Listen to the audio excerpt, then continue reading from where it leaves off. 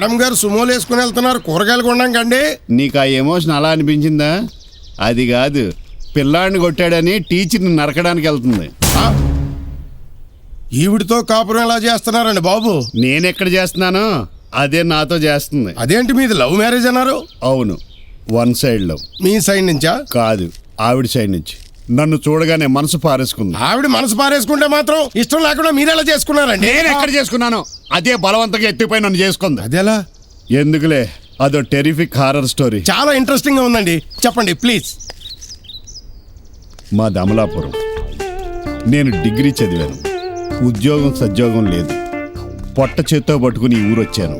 మీ ఊళ్ళో బాత్రూములు లేవా? అది కాదా, బతుకుదేరు గురించి. ఓహో. ఓ గ్రానైట్ ఫ్యాక్టరీలో ఉద్యోగం కోసం వెళ్ళాను. అక్కడ ఓనర్కి నేను బాగా నచ్చి వెంటనే ఉద్యోగం ఇచ్చేశాడు.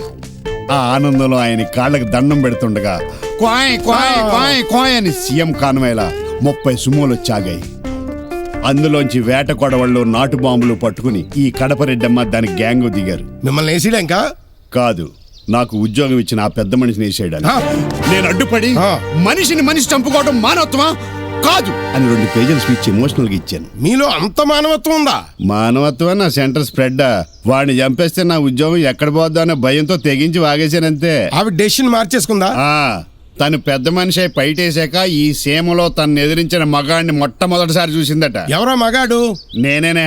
ఓ, తర్వాత ఆ పెద్ద మనిషిని వదిలేసి డైరెక్ట్ గా నా ముందుకొచ్చి కళ్ళల్లో కళ్ళు పెట్టి చూస్తూ నాకు నచ్చినవరా మగాడా, ఐ లవ్ యూ అంత. నువ్వే ఎంత షాక్ అయితే నేనెంత షాక్ తినుంటానో ఆలోచించు. మీరెందుకు ఒప్పుకున్నారండి? నేను ఎందుకు ఒప్పుకుంటాను? సారీ అన్నా అంతే. నా నెత్తి మీద బలంగా ఓ పిడుగుద్దు పడ్డ గుర్తుంది. కళ్ళు తెరిచి చూసేసరికి వద్దులే, సాటి మగాడి ముందు విప్పి చెప్పుకోవడానికి నాకే సిగ్గు. పర్వాలేదు చెప్పండి, నేను మిమ్మల్ని నా దృష్టితో చూడడం లేదు. ఏం చెప్పమంటావు నా బూడిద? మంచం మీద పూలు వాడిపోయి పక్క చెదిరిపోయింది. నేను నగ్నంగా పడున్నాను. అంటే నా శీలం దోచేసుకుంది.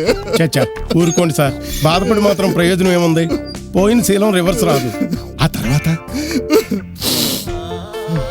మగాడికైనా ఆడదానికైనా శీలం శీలమే కదా, బాగుండదని భర్తగా ఉండి పెడుతున్నాను.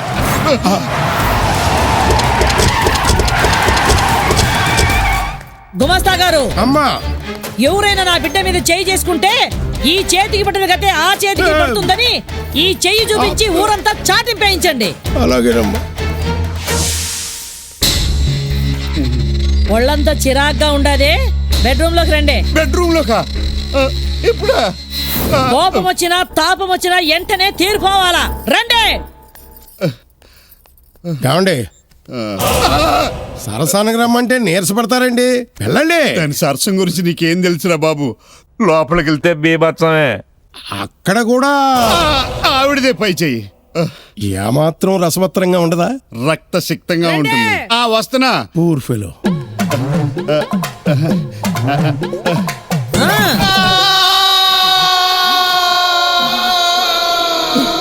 ఇక్కడున్నారా? ఇప్పుడు ఇదేంటండి, కోతి కొరికిన కొబ్బరి చెప్పలా ఇలా అయిపోయారు? కడప రెడ్డమ్మ చేతిలో పడ్డాక ఇంకెలా ఉంటానురా. రివెంజ్ అంటూ ఫ్యాక్షనిస్టుల ప్రాణాలని, రొమాన్స్ అంటూ నా ప్రాణాలని తీసేస్తుందిరా. చిచ్చి, వినడానికే చాలా అసహ్యంగా ఉంది. ఇలా రోజు రేపులు చేయించుకోవడం ఎందుకు? నాకేమన్నా సరదానా? మరి ఎక్కడికైనా పారిపోవచ్చు కదా. ఓసారి ఆ ప్రయత్నం జరిగింది. ట్రైన్ ఎక్కి కాశీ పారిపోతుంటే 100 సుమోలతో చేసి ట్రైన్ ఆఫ్ చేసి కసాబెసా నరికేసి. మిమ్మల్ని? నన్ను నరికేసిన బాగుండు. మరి ఎవరు నరికేసింది? నాకు లిఫ్ట్ ఇచ్చిన ట్రైన్ డ్రైవర్ని, సీట్ ఇచ్చిన టీసీని 2 చేతులు నరికేసింది. మరి మీ చేతులు నరికేలేదా? నేను మొగుండి కదా, అందుకనే కనికరించి వదిలేసింది. ఓ, మళ్ళీ నరకంలో తీసుకొచ్చింది. So sad. ఆత్మహత్య చేసుకు చచ్చిపోదాం అనుకున్నాను. కానీ జీవితంలో నాకు ఒక కోరిక ఉంది. అది తీరేక చచ్చిపోదామని కొంచెం పోస్ట్ పోన్ చేసుకున్నాను. ఏంటది? ఒకే ఒక్కసారి నేను మగాళ్ళ ఉండాలని. నా ముందు అందమైన అమ్మాయి సిగ్గుపడుతూ నిలబడితే ఆ అమ్మాయిని నేను గట్టిగా కౌగిలించుకుని బెడ్ వరకు నడిపించుకుంటూ వెళ్ళి బొగ్గ మీద ఒకటి, లిప్పు మీద ఒకటి 2 ముద్దులిచ్చి ఓ అరగంట సుఖపడాలని ఆ తర్వాత నేను చచ్చిపోయినా పర్వాలేదు. ఓ ఇదో పెద్ద కోరిక. మీ కోరిక నేను తీరుస్తా. నువ్వు తీరుస్తావా? చిచి, నేను ఆ టైప్ కాదు. ఆ? నేను ఆ టైప్ కాదు. దగ్గరుండి మీ చేత ఫ్యామిలీ టైప్లో రొమాన్స్ చేయిస్తాను అంటున్నాను. ఆ? నిజంగానా? హ్మ్. చాలా థ్యాంక్స్ గురుమూర్తి. నా లైంగిక బాధను అర్థం చేసుకుని నాకు ఇంత హెల్ప్ చేస్తున్నందుకు.